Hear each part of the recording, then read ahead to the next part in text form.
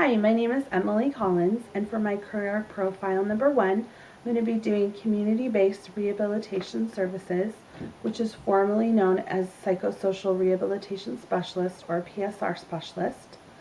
The example organization that I have is Life Counseling Center, and that's here in Nampa, Idaho. It's lifecounselingcenter.net. Their telephone number is 208-465-LIFE. My career contact is Brian Collins, which is actually my husband. He is a CBRS. He has been for a year now. His telephone number is available, and so please contact me if you're interested in getting in contact with him.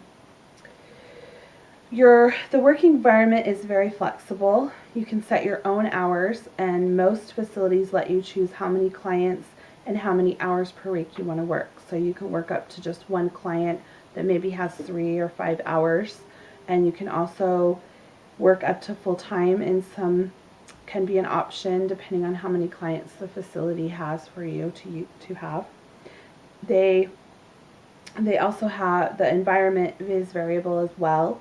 Sometimes you're going to be working in the client's home with them, and sometimes you'll be working in the community at parks, restaurants, bookstores, libraries, and other businesses. There are also schools that also are hiring for CBRS workers. The hours depend upon the ages of your clients. So if you've got children that are school aged, you're going to be working in the evening and weekends, after school hours. Unless it's during the summer, then you'll be working during the day or whenever you choose. If you have younger children that are not in school, you would work with them anytime that they're available. And then if you work with adults, you have a lot more opportunity to choose a lot more hours during the day if they're not working.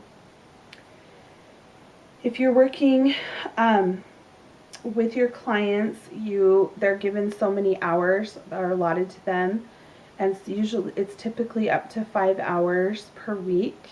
And so sometimes you can do all 5 hours in one session, but mostly with children you're going to want to break that up into a couple of different sessions. And if you for some reason need to be flexible and you need to take a sick day or take a vacation, you can make up those hours with that client during the coming month. You have a month to do that. And so that gives you a lot of flexibility if your child has a science night you need to be at or something like that. There are quite a number of different stressors depending on the type of person you are. You're going to be working with children, and if so, then you're going to have to work with their parents, and sometimes parents aren't the easiest people to get along with. And so, if they're on the ball and with the program, they'll be easier to work with. If they can be not wanting to be supportive and not wanting to help and reinforce the things that you're teaching their children, and that can be a big stressor for you. Also, the home environment. A lot of these children and all adults that have PSR or have CBRS are Medicaid. This is a service that only Medicaid offers. And so a lot of times the homes are chaotic. The environment isn't the best, and depending on how you deal with cleanliness or with dysfunctionality, it can become a stressor for you. If you are taking the child or the adult out into the community, that can also be a stressor. You have people that have anger issues or different developmental issues that they're working with, and it can become very stressful if they run away from you or if they become angry. And so those can be very stressful for you. You also have to rely on your skills that it's you and your client. You have to, kind of bring things out of your hat and pull things out of your sleeve to help them with their behaviors and teaching them the appropriate ways to do things. Another thing is just the behaviors themselves can be tiring, can be hard for you to deal with at times. Also, the paperwork, I think my husband said, was the biggest stressor for him. You after seeing a client, you have 24 hours to get your progress notes in, And the progress notes aren't something that you just say, oh, well, we did this, this, and this. They have to be very specific. They have to have a lot of the types of language that you have to use, psychological kind of language. And also, on top of the progress notes, you also have reviews and treatment plans that have to be done and updated quite periodically. So not only are you spending those 4 or 5 hours a week with a client, and if you've got 5 or 6, that's 30 hours of just work that you're working with the client, but then you also have to do the paperwork. And most of the time you are not paid the same amount for that paperwork that you are for that time with your client. Some of the typical benefits: most agencies do not give benefits, no health, retirement, or other financial or in-kind benefits, and this would vary from agency to agency. Some agencies hire you as a contract worker, and other agencies hire you as an employee.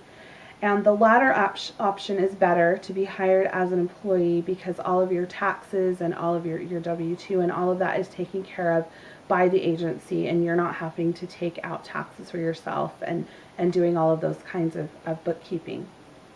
Some of the common job tasks is, if you're working with children, is teaching them coping and anger management skills, and you're also doing these things with adults as well.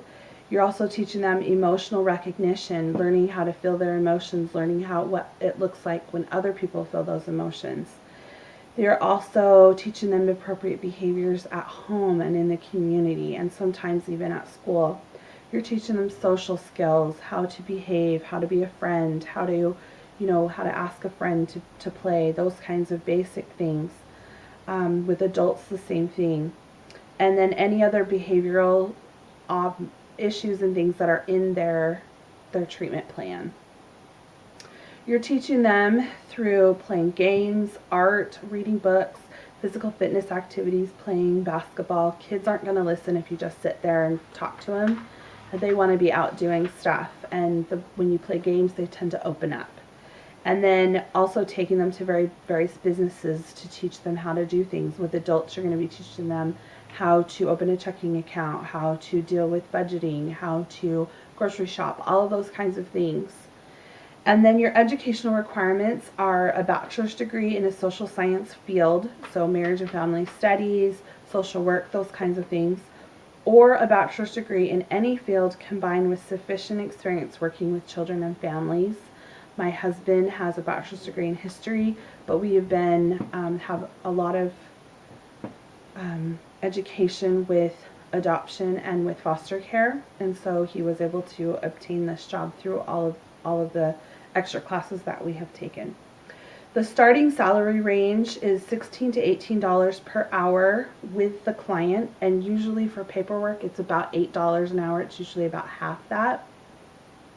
And then there are also, I guess there were some other benefits. Sometimes they'll pay for your cell phone, $10 a month or $20 a month, because that is what you have to have access with to work with your families, to have a separate line for them. And then also an experienced salary range is up to $22, and that depends on education. It depends on how long you have been a PSR worker, and those kinds of things. A miscellaneous career information that I found was, many times they'll pay you like $1 more an hour or something if you're bilingual. And so if you speak Spanish, they will sometimes pay you 50 cents to $1 more an hour, because they can put you with some Spanish speaking families.